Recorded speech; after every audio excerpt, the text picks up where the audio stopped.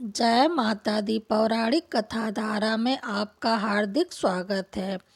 क्या आप जानते हैं कि होली जैसे पावन पर्व से पहले पूरे 8 दिन तक विवाह, गृह प्रवेश और शुभ कार्य क्यों रोक दिए जाते हैं? इन 8 दिनों को ही कहा जाता है होलाष्टक। बहुत से लोग पूछते हैं, क्या होलाष्टक सच में अशुभ होता है? इन दिनों पूजा करनी चाहिए या नहीं करनी चाहिए? कौन से काम करने से जीवन में बाधा आती है? और सबसे ज़रूरी बात, इसके पीछे कौन सी पौराणिक कथा छिपी है? आज की यह कथा आपके सारे सवालों का उत्तर देगी। अंत तक ज़रूर सुनिए, क्योंकि यह ज्ञान आपको आने वाली परेशानियों से बचा सकता है। होलाष्टक क्या है? होली से ठीक 8 दिन पहले शुरू होने वाला विशेष काल, यह समय फागुन शुक्ल अष्टमी से फागुन पूर्णिमा यानी होली तक रहता है। इन 8 दिनों में विवाह, सगाई, मुंडन, गृह प्रवेश, नया व्यापार जैसे शुभ कार्य करना वर्जित बताए गए हैं। लेकिन सवाल यह है कि ऐसा क्यों नहीं करना चाहिए? अशुभ क्यों माना गया है? शास्त्रों के अनुसार इन 8 दिनों में चंद्रमा, सूर्य और अन्य ग्रह अत्यंत उग्र अवस्था में होते हैं। हर दिन एक एक ग्रह मानव जीवन पर नकारात्मक प्रभाव डालता है। जैसे पहले दिन चंद्रमा, दूसरा दिन सूर्य, तीसरा दिन मंगल, चौथे दिन बुध, पांचवें दिन गुरु, छठवें दिन शुक्र, सातवें दिन शनि और आठवें दिन राहु। जब ये ग्रह उग्र होते हैं तो विवाह या शुभ कार्य स्थायी सुख नहीं दे पाते।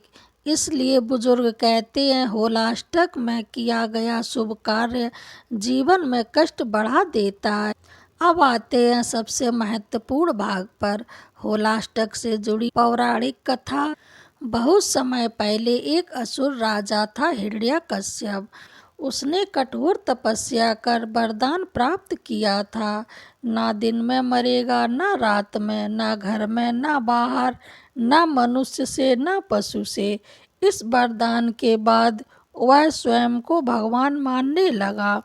उसका आदेश था, मेरे सिवा कोई भगवान नहीं। लेकिन उसका ही पुत्र प्रहलाद भगवान विष्णु का परम भक्त था। हिरण्यकश्यप अपने बेटे की भक्ति से क्रोधित था। उसने कई बार प्रहलाद को मारने की कोशिश की, लेकिन भगवान हर बार उसकी रक्षा करते। मान्यता है कि फागुन शुक्ल अष्टमी से पूर्णिमा तक हिरण्यकश्यप ने प्रहलाद को रोज नए नए कष्ट दिए थे। यही 8 दिन आज होलाष्टक कहलाते हैं। इन दिनों में उसे पहाड़ से गिराया गया, विष दिया गया, हाथियों से कुचलवाया गया, आग में जलाने की योजना की, लेकिन हर बार भगवान विष्णु ने प्रहलाद की रक्षा की।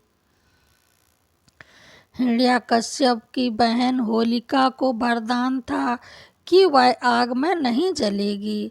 उसने प्रहलाद को गोद में लेकर अग्नि में बैठने की योजना बनाई, लेकिन हुआ उल्टा ही। होलिका जल गई, प्रहलाद बच गया।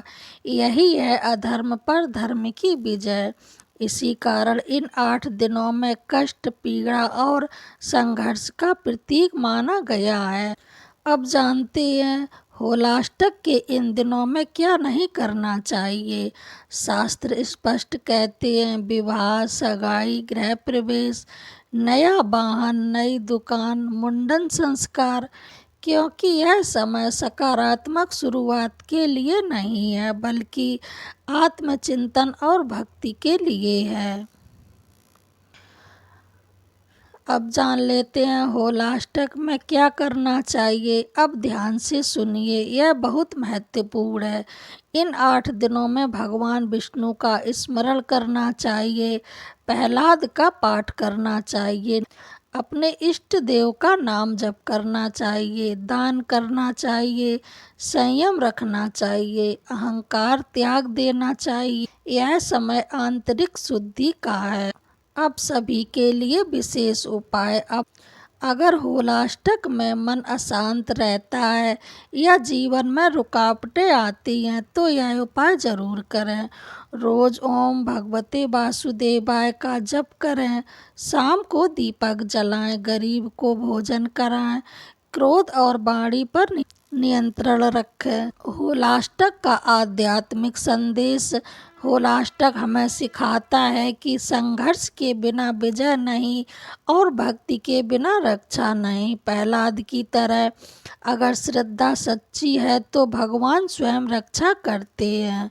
होली क्यों आती है होलाष्टक के बाद? क्योंकि होली प्रतीक है खुशी, रंग, उल्लास और विजय का। होलाष्टक है संयम, तप और विश्वास का। अंधकार के बाद ही प्रकाश आता है। भक्तों, अगर आपको यह कथा ज्ञानवर्धक लगी हो तो हमारे वीडियो को लाइक करें, चैनल को सब्सक्राइब करें, कमेंट में लिखें जय श्री हरि, ताकि ऐसी ही पौराणिक कथाएं आप तक पहुंचती रहें। जय श्री विष्णु, जय प्रहलाद भक्त। आप सभी को होली की बहुत बहुत शुभकामनाएं।